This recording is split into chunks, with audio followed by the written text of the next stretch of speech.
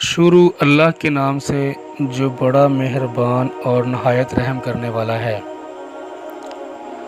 حدیث نبوی صلی اللہ علیہ وآلہ وسلم۔ حضرت صلی اللہ علیہ وآلہ وسلم نے فرمایا، مجھے دوزخ دکھائی گئی تو اس میں زیادہ تر عورتیں تھیں جو کفر کرتی تھیں۔ کہا گیا، حضور کیا وہ اللہ کے ساتھ کفر کرتی ہیں؟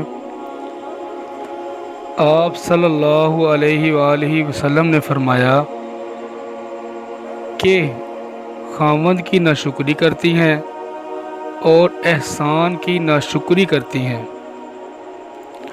اگر تم عمر بھر ان میں سے کسی کے ساتھ احسان کرتے رہو، پھر تمہاری طرف سے کبھی کوئی ان کے خیال میں ناگواری کی بات ہو جائے تو فوراً کہہ اٹھیں گی کہ میں نے کبھی بھی تجھ سے کوئی بلائی نہیں دیکھی۔